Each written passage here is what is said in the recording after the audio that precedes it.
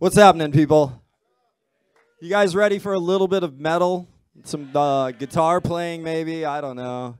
I was thinking about bringing out my accordion, but I've never played it before, so I don't think you'd be that impressed with that. At any rate, again, I want to thank Clayton and everybody here at Pitbull Audio for having me. First of all, this is an awesome music store. This is the first time I've seen this store, and I love the way it's laid out. You know, it's almost like, I mean, I don't have Marshalls, but I've got this whole stack of speakers behind me, and you've got all these killer amps and, of course, guitars over there. So, you know, you guys can spend all your cash and go broke here. It's awesome, right? And, of course, I wanted to thank, let's give Paul, the man at Fender, a big hand for his announcement. Oh, there he is. He's hiding back there.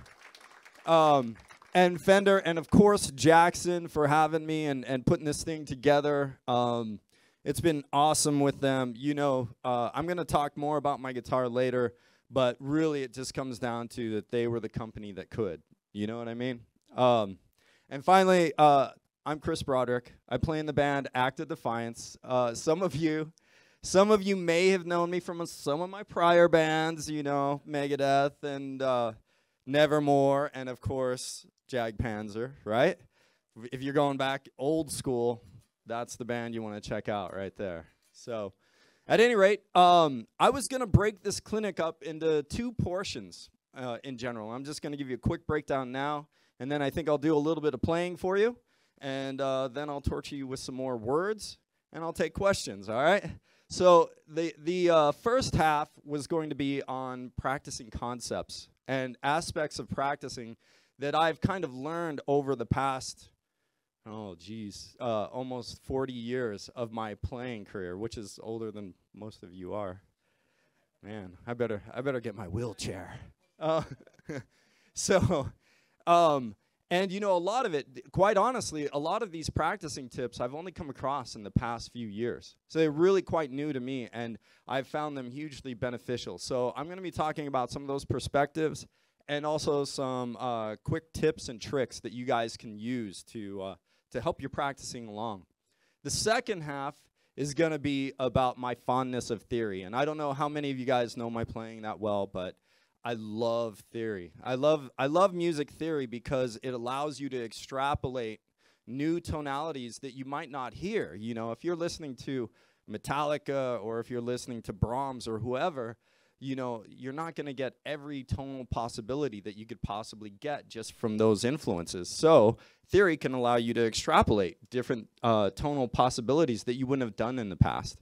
They might not all be good, but you'll definitely experience them, right? So that's going to be the second half of this clinic, and of course, I will take more questions from you guys then. You guys want to hear me play a little music? Yeah. Right on. All right, I got to get plugged in here real quick. Hang on. Are you getting that?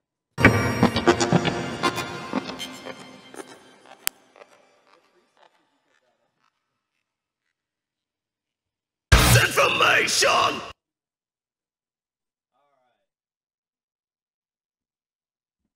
So this song is off of our new CD, Old Scars, New Wounds. This song is called Misinformation Age. Oh, then I'm not playing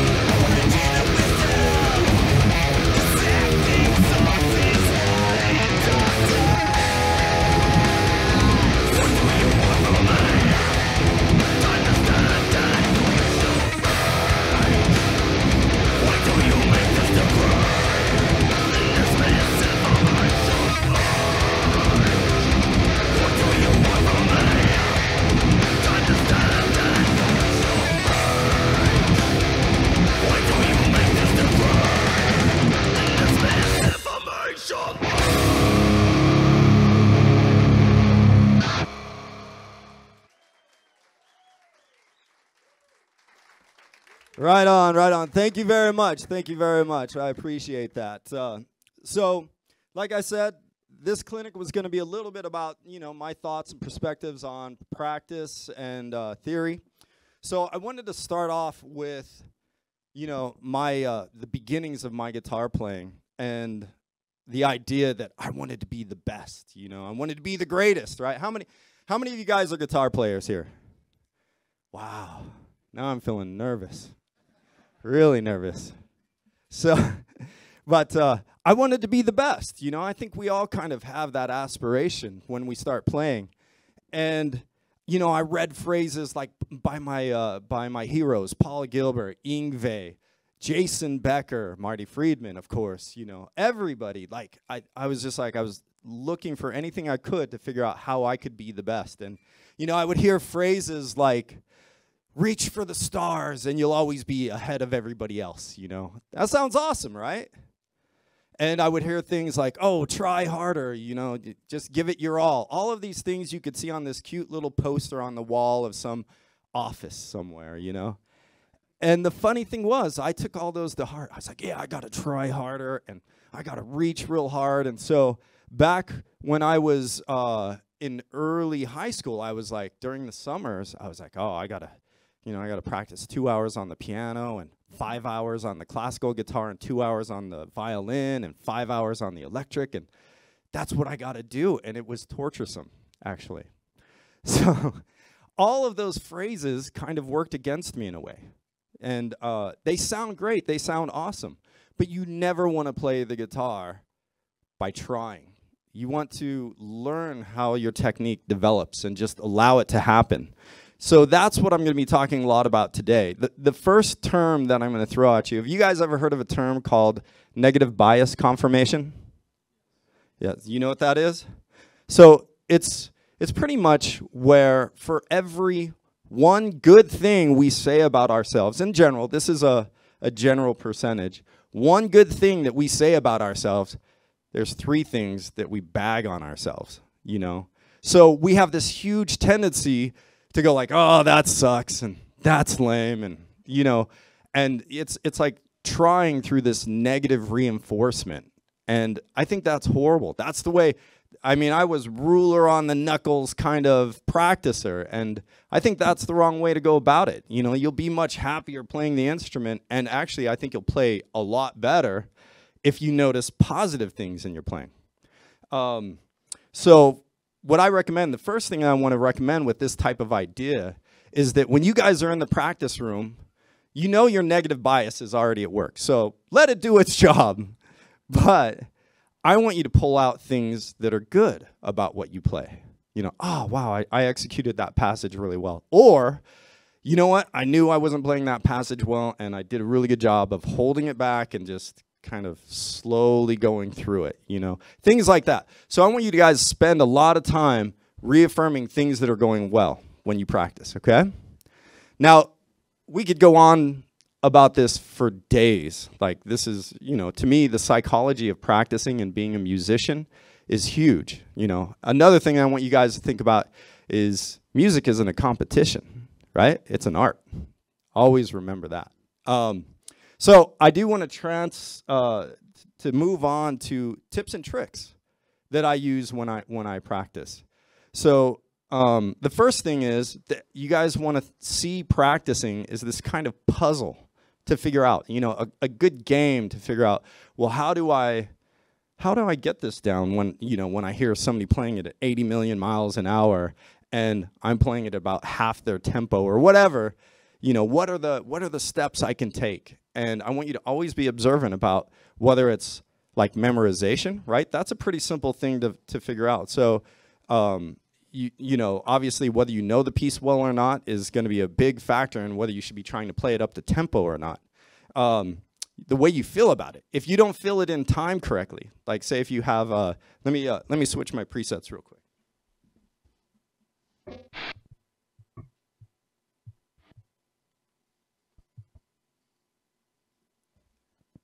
So if you have like a six-tuplet run, and you're having problems getting that because it's not actually in sixes. 1, 2, 3, 4, 5, 6. 1, 2, 3, 4, 5, 6. 1, 2, 3, 4, 5, 6. And you're filling it.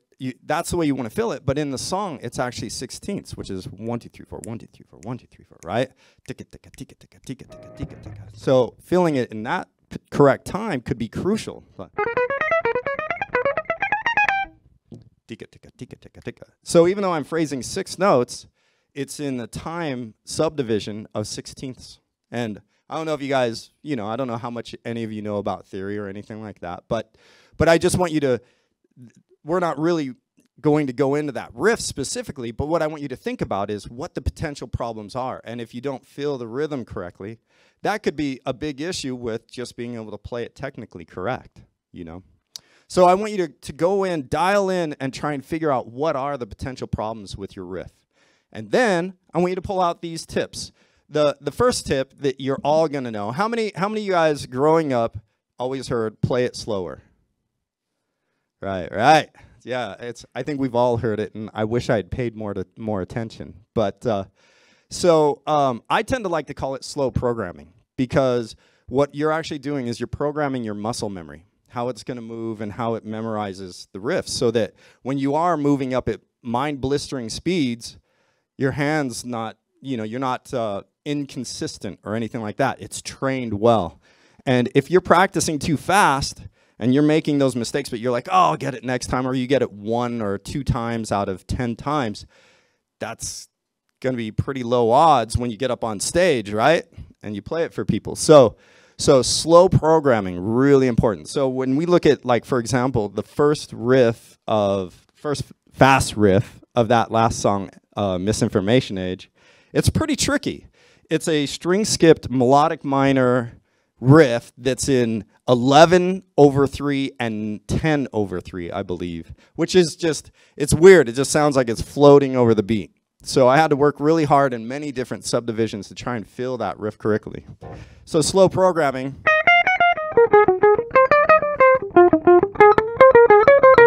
Oh, that was totally wrong.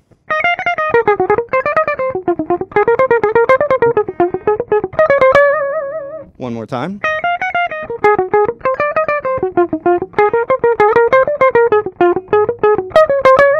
So things that I would watch for is how far the shift is to the 3rd string on that string skip. And then the other thing is that the one that usually caught me when I was working on this riff was the shift upward. I don't know why, because it was off the beat, I think, is what really kind of threw me. So slow programming, figuring out, training your muscles the correct way is a great way to really build reliable guitar technique. The next one I would really recommend, and this one's a huge one. I use this one all the time, and many people that have heard me practice are really annoyed with it. But it's called fragmenting. Have you guys ever done that? You say yep, he says no. All right, so. Oh, okay. So, well, it's it's kind of a newer term, but it's kind of simply the idea that we take things in smaller chunks, right? And you can fragment these riffs in a multitude of ways. So whether, in this case, whether it was by string,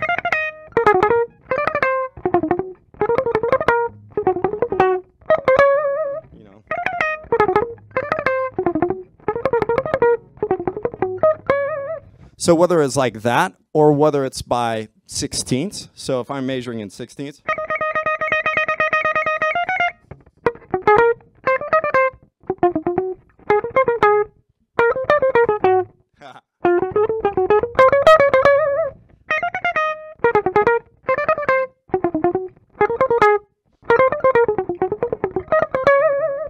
so I would break it up into 16ths by string.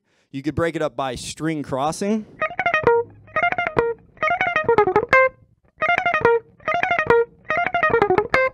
that kind of breaking it. It's all about identifying the potential issues, whether it's the string crossing or whether it's just the grouping of 5 notes. 1, 2, 3, 4, 5. Whatever you think the issue may be, that's what you're going to go after. Just that issue. The next thing would be tempo modulation. Do you ever do that? Like tempo modulation. So that's just basically, you know what, when things are getting difficult, slow it down, right? Yeah. So, you know, I have in the second solo in Misinformation Age, I have this descending, and then it goes into this harmonic minor. And I always had a problem with that connection, with the connection between. So I would come off of this. The tapping, is a riff that I've done for a while. So I had that. I felt pretty comfortable with that, and the actual ascending scale was the issue. So I would do something like this, where.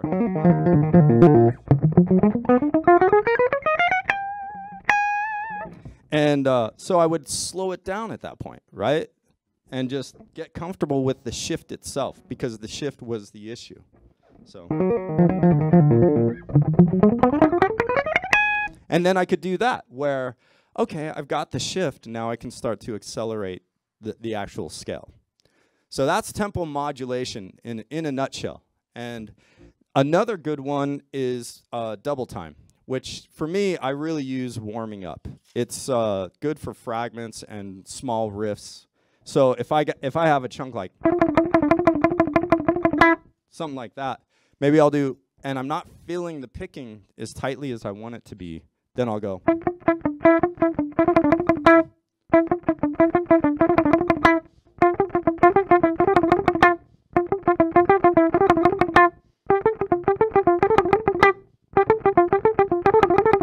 And for me, the halftime, the eighth notes in that case, really help to exemplify. It's like saying, hey, this is what my picking hand wants to do, what I want it to do.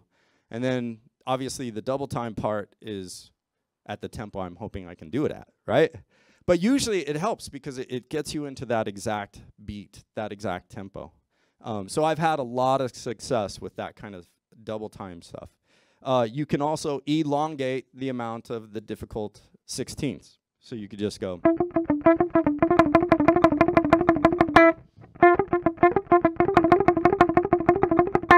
That kind of a thing, right? You know, so you're starting to elongate the amount of time that you're doing the difficult passage. And to me, it's all about figuring out, you know, what the issues are. So, and finally, I want to leave you guys with the idea of combinations. You guys, again, it's a puzzle. It's you know, I want you to have fun on the instrument, not to torture yourself. Oh, I got to get it better, you know. Screw that. Have fun on the instrument. So do combinations of these practice techniques, you know. And I want to make one final point about the metronome. How many of you guys use metronomes? That's good. It is a good thing, you know. I'm going to bag on the metronome here for a minute, but I use the metronome all the time. I really do. But the problem is I used the metronome to push me, you know. It was like, oh, okay, I'm going to put this up to 220, and I'm going to try real hard there because that's fast, you know. And it's like, that's the wrong way to go about it. Now, I do much better with the idea, okay, let's set it down to 180, and then when you're feeling really comfortable with it, then say, you know, I'm going to lead the beat. I'm going to get ahead of the beat just a little bit just to see if I can.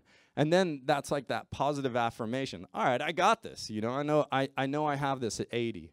And then when you bounce it up to 90 or 190, I'm sorry, you'll already feel like you've almost experienced that tempo because you've been leading the beat at 180, for example. So some little tips, tricks there for you guys for practicing. I'm going to play another song if you guys want me to. All right. And then I'm going to take some questions, all right? Cool.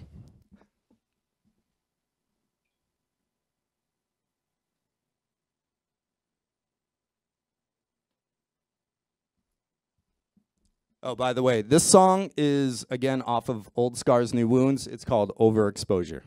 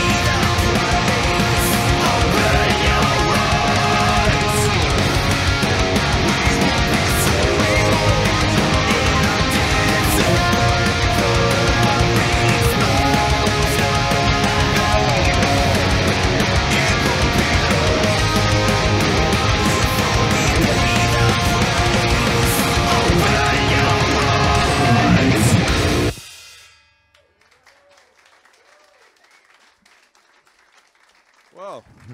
I was playing so much my wristband almost came off.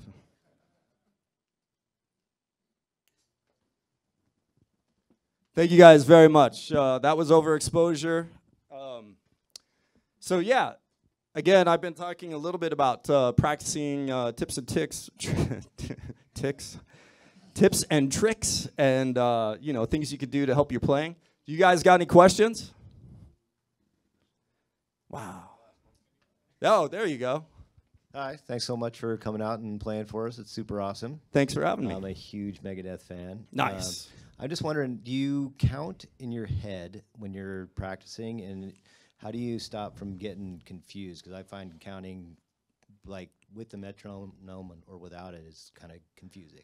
Yeah, I do count, but only either up until the point I know the song and feel it well enough, or to when there's tricky situations, which you may see me counting for the last song, Throwback, tonight, because it's like, it's in, you know, 13/16. It's got some 7/4 like transitions in it. So I'll be like going 1, 2, 3, 4, 1, 2, 3, pop, pop, pop, you know, kind of a thing, because there's just no way to fill that length of space. So I do count, yeah, at particular times.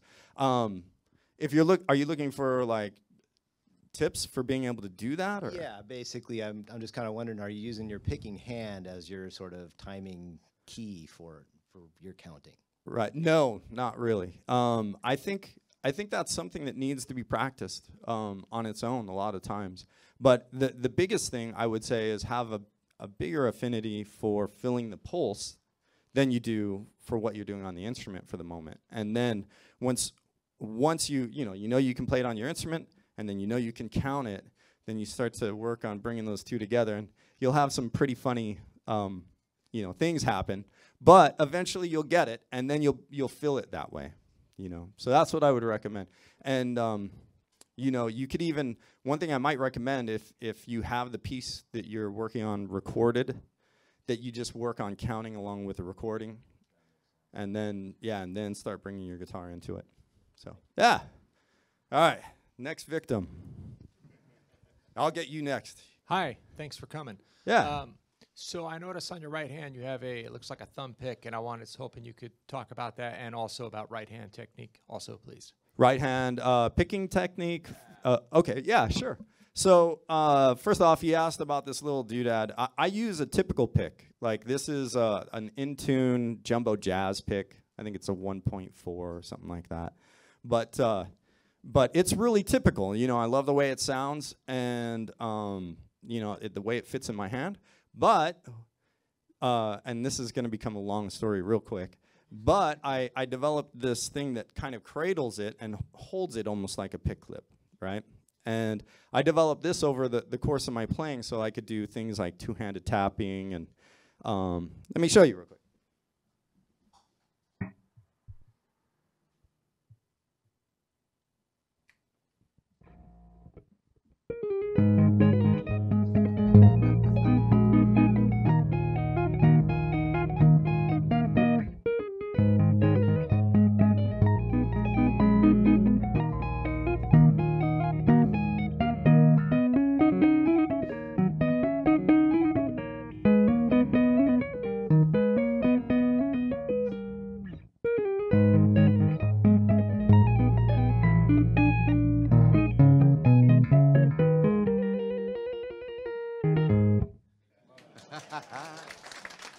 So stuff like that, you know, and I didn't want to have to try and figure out what to do with my pick or throw it out and then be grabbing another one or anything like that. So that's really the whole reason. You know, I wanted to be Stanley Jordan, but with classical music. You know what I mean?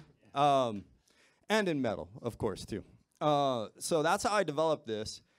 And, you know, it also developed into other things, too. So finger picking, that riff in MIA.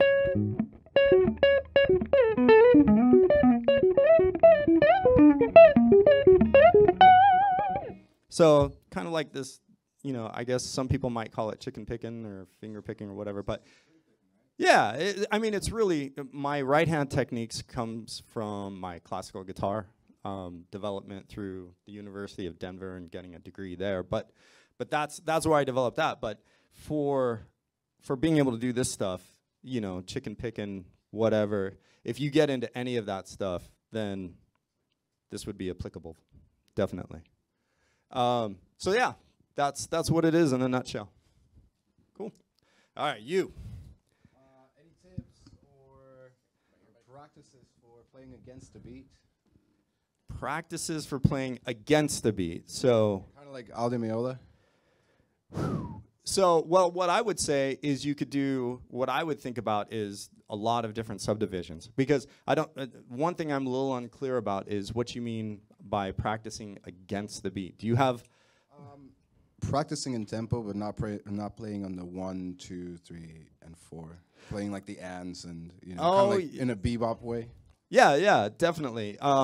Even though I wouldn't call that my forte at all. So, the first thing I would do is just simply work on being able to enunciate those beats. So let's say I was pulling out 2/16, you know, and I started off,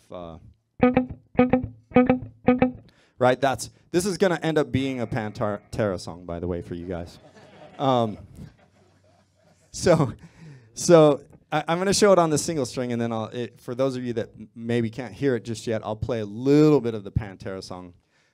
Just to illustrate. So if I start on the beat, makes sense. It's really clear. Daka, daka, daka, daka. But then we can go. So that's in between the beat. That's on the and of the beat. And to me, that's a great way to work. Just working on one little fragment. And then you can do like Pantera did for, I think it's Primal Concrete Sledge.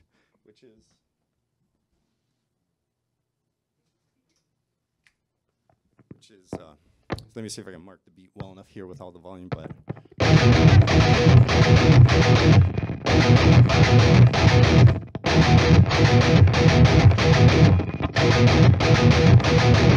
Right? So doing little rhythmic fragments like that will really help with playing against the beat. You can also put the accent off the beat as well, too. So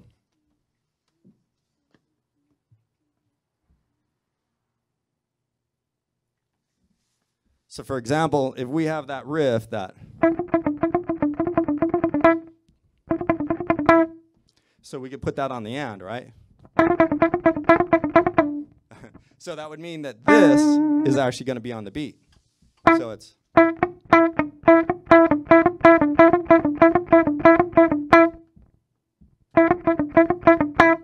So if you wanted to do a continuous line, something accented, I think would really help on the up as well. And then it can get more tricky than that, because you could say, all right, I got my ups down. They're golden. Now you can move on to the or the last 16th within a beat, or the first 16th, and then it gets super tricky. So, yeah, over there. Yeah. You know what? I use any means possible. But I will tell you that I've had experience with Guitar Pro in terms of laying out some of my arpeggio stuff just to help me kind of visualize what it is I'm exactly trying to do. But a lot of times when I write a riff, the first thing I'll do is obviously I get that inspiration on the instrument, and I'll come up with something, you know, that I really like, and I video record it right away. That's the first thing I do. I video record it, and then usually I'll put it away until I'm ready to develop songs, and then that's when I start looking at it and thinking about, you know, well, how do I want this riff to go? Do I want it to do a syncopation? Do I want to change it in that direction? Do I want to put it in an odd time or anything like that? So that's the main process that I go through. But I've used, you know, I've used Guitar Pro, I've used video recording, I've used recording DAWs, you know, even as much as like I recorded this riff and I'm like, oh, you know what, it might be cool if it were missing a 16th there, so I'll just chop and listen to it. Nah, that was lame. You know, next idea, you know, or whatever, right? So, yeah, so that's typically what I do. But I would say anything that inspires you, use it. Yeah. Oh, one thing, though, on Guitar Pro. You got to be careful, because Guitar Pro is a badass player. Like, so if you're like, oh, I'm going to do this riff at 300 BPM that's 6 tuplets, and, you know, well, Guitar Player or Guitar Pro can play it, you know. Guess what? You might be in trouble. So, yeah. At any rate, yeah. All right, one more? When you were in Nevermore, I'm a big fan, by the way, of you with Act of Defiance, Megadeth, and all those stuff. Thanks, When man. you were in Nevermore, did Jeff Loomis ever ask you to do an album, or did you just go your separate way to like whatever, I forgot whichever band you were with after Nevermore? Right. So, you know, I had talked to them about the potential of, you know, wanting to be a second guitarist, but I think they just, at that time, they weren't ready to do a second guitar. So I just did the tours for them and filled in that realm. Cool. But an awesome band. Yeah, they're really cool, and rest in peace, Worrell. That's all I say. Exactly. Yeah. All right. So I think now one thing I'm going to talk about is I want to take a quick left turn and actually talk about some of the gear I play. So I'm gonna start that off with an excerpt from a song called Poison Dream.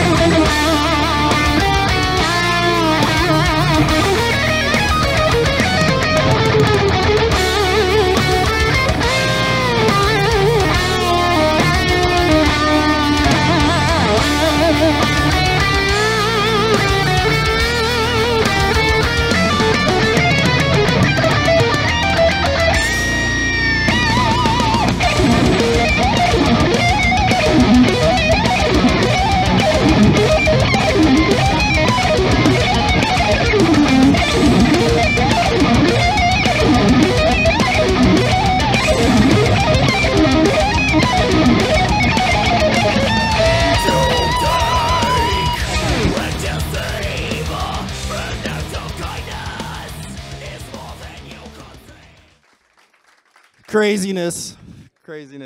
Thank you very much. But like I said, that was a solo section from Poison Dream. The reason why I wanted to pull that out is because you might have heard some odd things happening with my tone. Did any of you guys know anything odd? Harmonies, yeah, harmonies, definitely. So I use the Axe effects, the fractal, and you know, I think it's an awesome piece of gear because you can program it to that level. And obviously you noticed that I wasn't tap dancing on a foot pedal or anything like that. So And I got to tell you, it's because I'm a fumblefoot. Like, I have been in front of a huge festival, the Wacken Festival, getting ready to do a solo, and I went to switch to my lead, and it went into some crazy mode, and my amp went to a clean channel, and I'm like down on my knees, unplugging it, trying to get it back to go back into its original mode, and I really didn't know what to do. It was super embarrassing, and basically that was my solo. It actually got more cheers than any other solo, but. So, what's that? Maybe it would be, yeah, it would probably be like 2002 or 3, somewhere around in there. So, yeah, you might be able to find it. It was one of the side stages. I was playing with Jag Panzer at the time, so, yeah. So, if you want a good laugh. So, at any rate, so I'm like, well, I don't want that stuff to happen. And, when I got into Megadeth, I had, my own guitar tech, and he would do all my switching for me, because the stage was supposed to be kept totally clean, no pedals, no nothing. So the guitar tech did all my switching for me.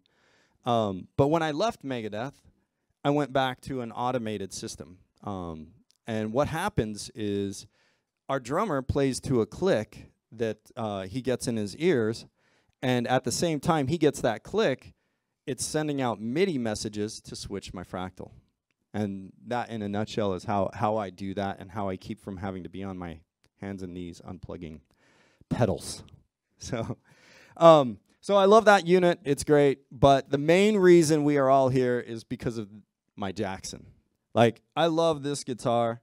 You guys know this. This is the sales pitch now. But it really is awesome. Obviously, I told you guys before that Jackson was the company that could, and that was really the case, because when I went to them, they didn't just want me to, they weren't coming at me going, oh, well, just take one of our guitars and slap your name on it. It was, well, what do you want?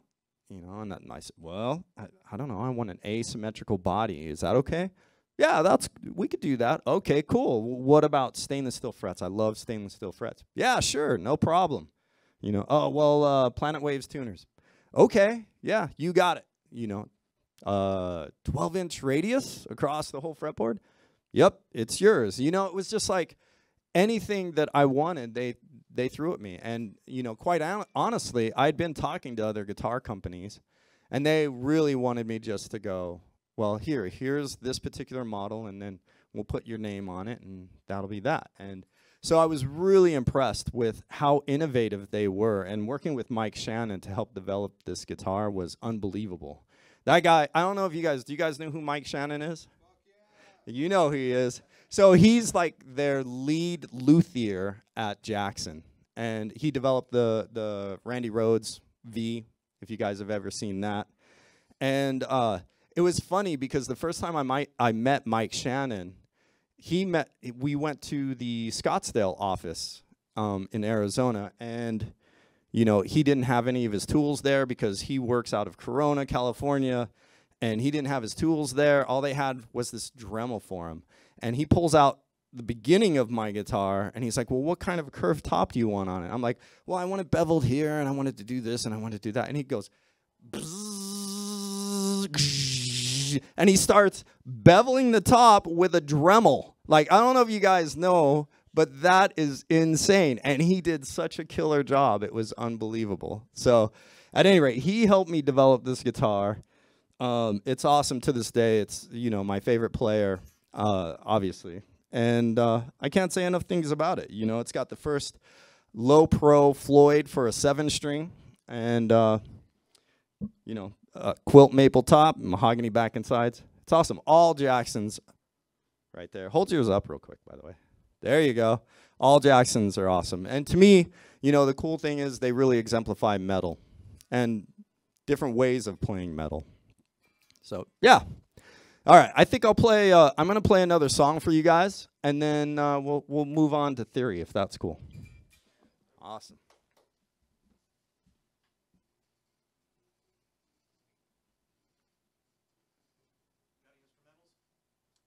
Not yet.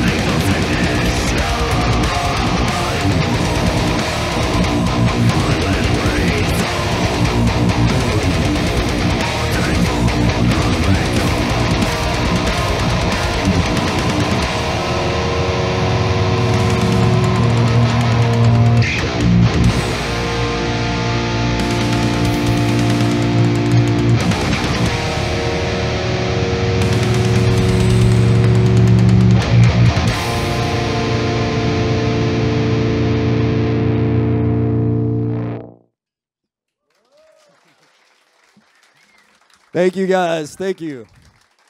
So that was a song called Rise of Rebellion, in case you didn't hear the chorus enough times.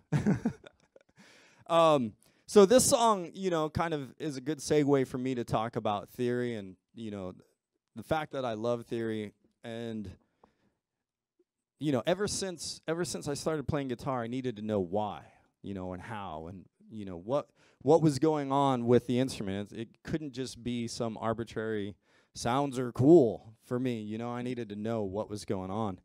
And I started at a really young age just trying to figure these out. I remember ordering this this book. This is way back before the days of internet, by the way.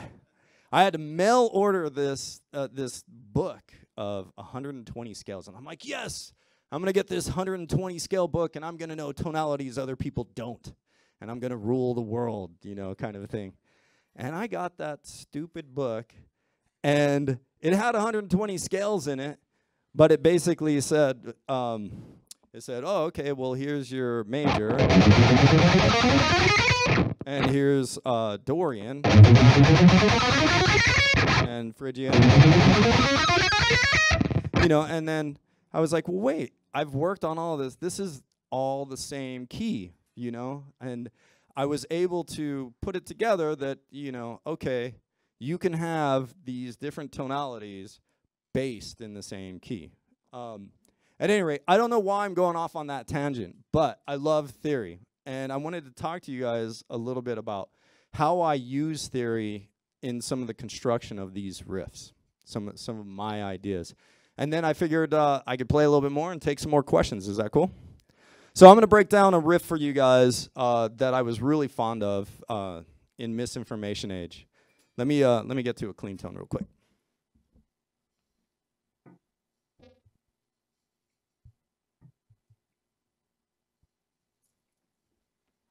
So I was talking earlier about the finger picking stuff, and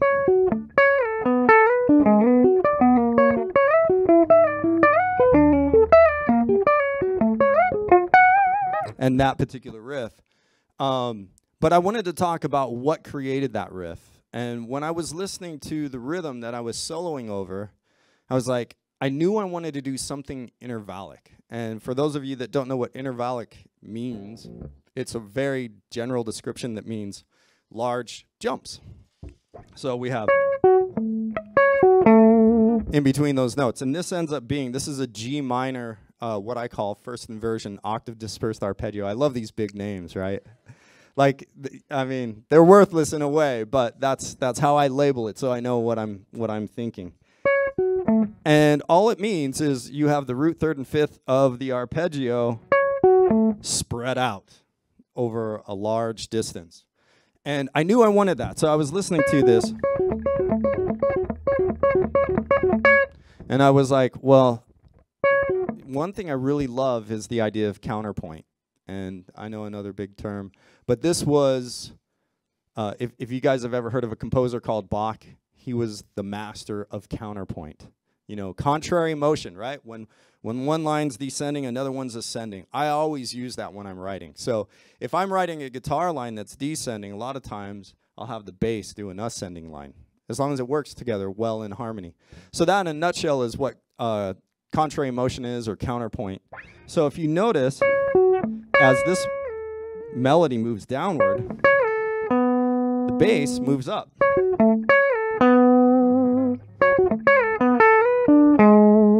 And then the melody moves back up, and the bass moves way down. And then the melody, of course, continues to go up. This was something for me that once I started to get hold of that idea, then the melody itself kind of guided me and what I wanted to do. Another aspect that I really loved was just the sliding. You know, adding the slide to the upper voice gave it its own voice, quite honestly, right? So the whole thing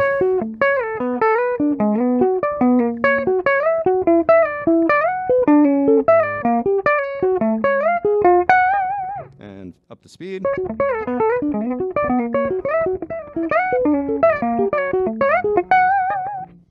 So yeah, and I'm really proud of that riff, and I don't know, I'm getting some looks like I did that in 3rd grade, man.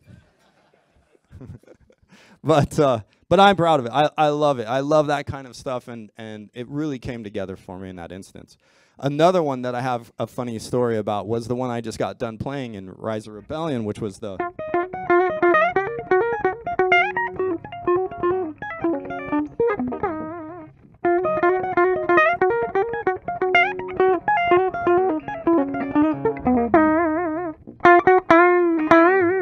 that particular one. And the reason that I came up with that was because I wanted something that was rhythmic. I wanted tikata tikata tika tika tika tikata tikata tika tika tika ta, you know, and I thought, well, what better way than to accent an upper voice, you know, and then continue. And it was funny because I developed that, and then I went into this, what in the musical world calls a hemiola. Does anybody know what a hemiola is? You know what a so it's where you take triplets, you know, tikata tikata tikata tikata tikata tikata tikata tikata, and while you could even have your drummer just doing that double kick, tikata tikata tikata tikata tikata, and while he's doing that, you could go tikata tikata tikata tikata, like so, phrasing 4, doing things in phrases of 4 over 3, and it creates a polyrhythm, which, if you guys are fans of Meshuggah, are huge polyrhythm buffs. So just throwing that out there real quick. If you like Meshuggah, learn your polyrhythms. So at any rate, I started to figure out.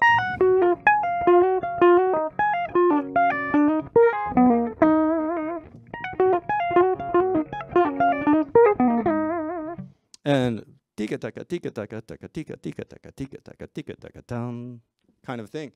And it was funny because when I wrote that solo, we had already demoed all the songs, and Sean was in the studio recording the drums, like as you know, as I was writing that. And I'm like, I thought to myself, like, damn it. It would be so good if Sean were doing that 16th note accenting with me, you know. And so I'm like, I'm going to call him, you know. So I'm on the phone, like, trying to get a hold of the studio and get a hold of Sean. I'm like, Sean, measure 72, man. You got to go, tika, tika, tika, tika, tika, tika, you know. And he's like, what? What are you talking about? I'm like, just do it, you know. And the funny thing was, it actually ended up working out. I'm so glad, like, because it has so much more impact. And for me, that wouldn't have been possible without theory in a way, because you realize the potential of not only conveying things to people with the music terminology, but also how to realize what it is that you're doing. So, yeah, music theory, yay! All right, I'm gonna play one more excerpt, and then I'm gonna take some questions. All right. This is a solo section from a song called "The Talisman."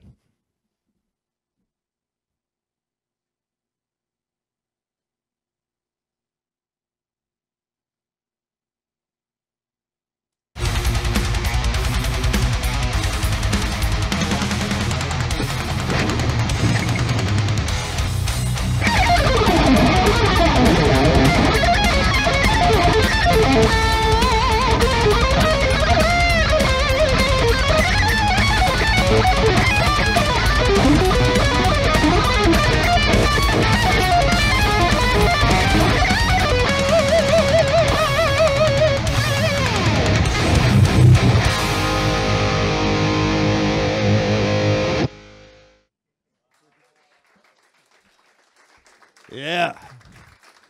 So, yeah, at any rate, I just wanted to play that. So, if you guys have any comments or questions, just let me know. What's that? It did work, luckily. Any questions? Yeah, back there. I'm going far away.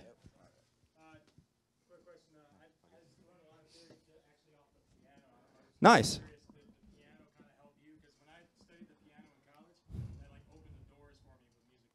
I could totally understand that.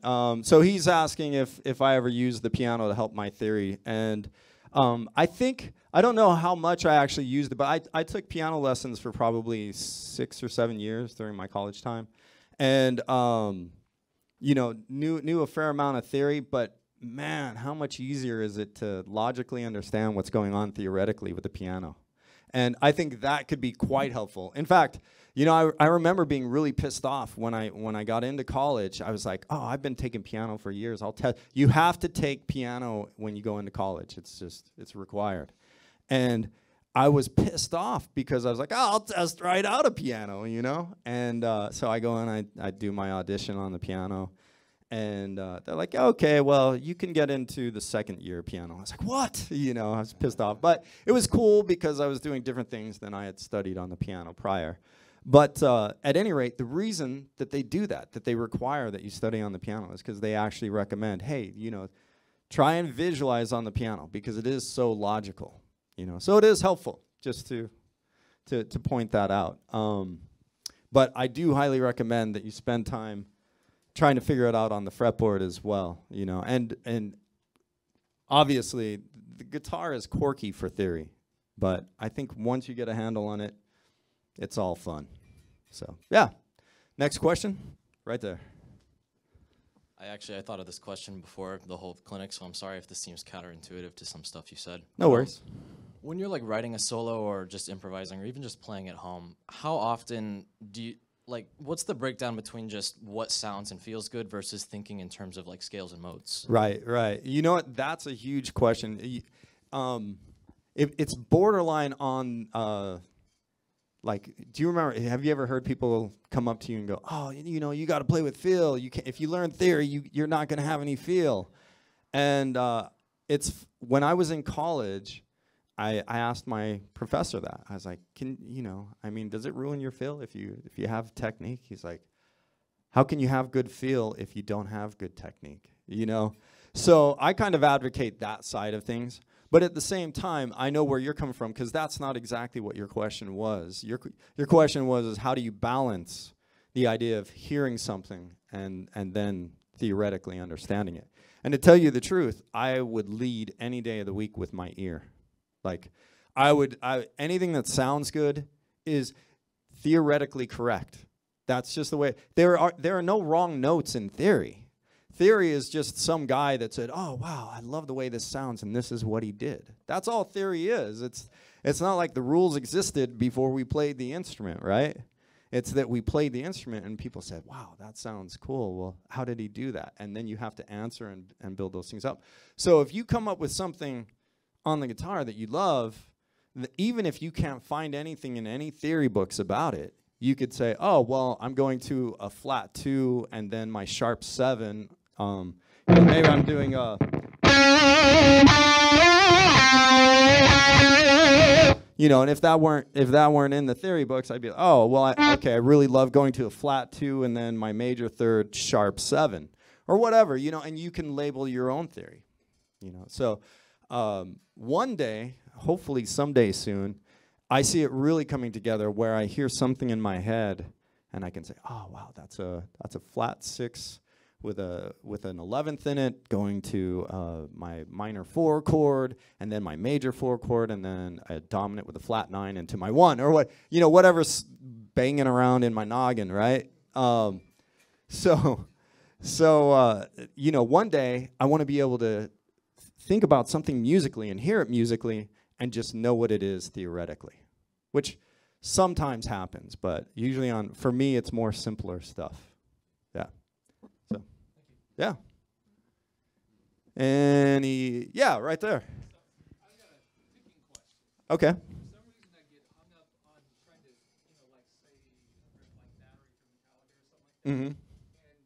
That the first one, like, yeah. Uh-huh. Yeah. Absolutely. All the time. I work on that all the time.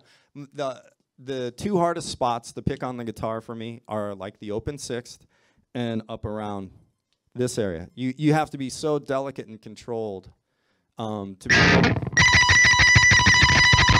you know, just where if I'm here, that just, it feels more natural to me there.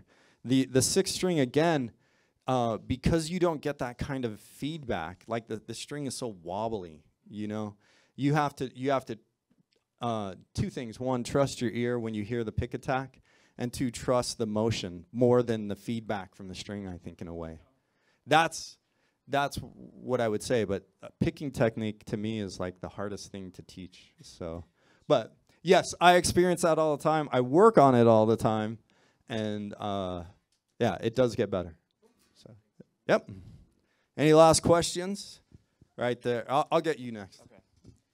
I would just say, like, speaking for myself and probably most of the guitar players here, we go through phases where you don't feel as confident about your playing, as opposed to other times you're feeling it, like you're in the creative zone, so to speak. Yeah. How do you kind of weather the storm of peaks and valleys creatively, especially when you're going in the studio, you feel like you have things written out to a certain degree, or you know what you're trying to accomplish, but something's not translating, or where do you go for extra inspiration, or like staying within yourself in terms of like, I know I want to do this, or this is how I want to approach it? Yeah. So I'm interpreting your question, meaning, you know, how do you ride out when you're not feeling on top of your game, or, you know, you're feeling a little anxiety about what you're playing, right? And, you know, this has been a huge journey for me, and one that I've studied quite a bit, you know, the psychology behind playing. And one trick that I thought worked really well was the idea that when you are on top of your game, to try and look at certain things, certain trigger points, you know, that make you associate with that feeling.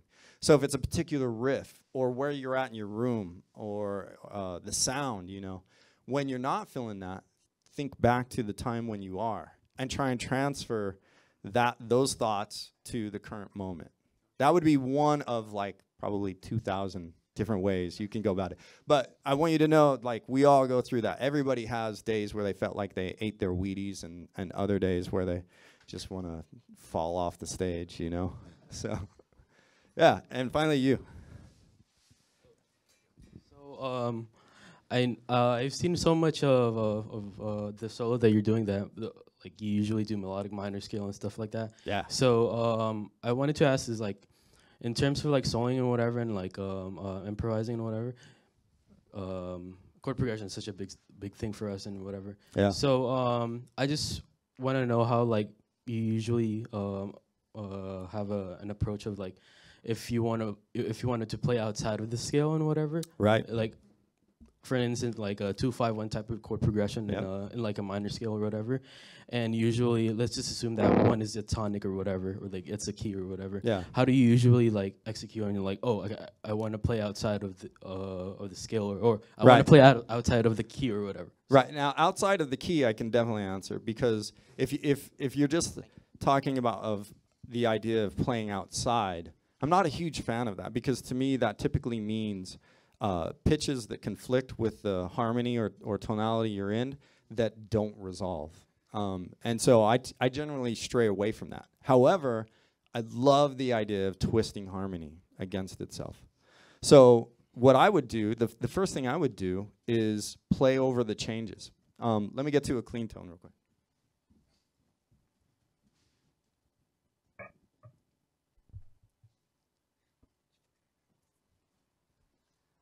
So 2-5-1 in A major, let's say, right?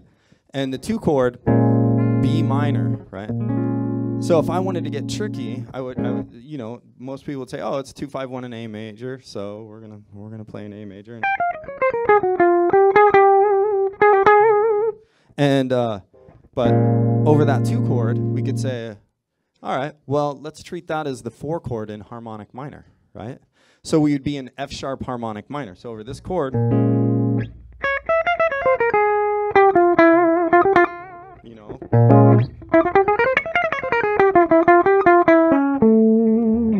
And then when we go to the 5 chord, of course we could say, well, we could do A major again, but then we could do A harmonic minor, right? So coming from F sharp harmonic minor to A harmonic minor over that. And then of course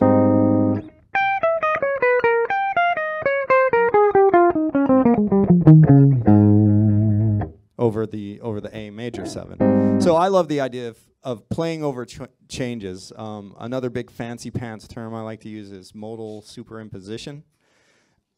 What's that? Yeah, that's another term. I'm sure, like, you know, you could probably go to 5 different colleges and get 5 different terms for the same thing. But I love that idea, and I also love the idea that you can use substitutions too, right? So if you were looking at this and you wanted to just view it in B minor with 2 sharps, then you could do a G major 7, and then that obviously the G natural in that arpeggio would have to be altered by the time you got to the E dominant, which has a G sharp, right? So that's the kind of tonal twisting that I love doing. Yeah. Does that answer? Okay, cool. Yeah, sure. All right. I think I'm going to play one more song, and I want to see a pit right in the middle of the show. All right? This song is called Throwback. It's off of Birth and the Burial. It's our heaviest tune.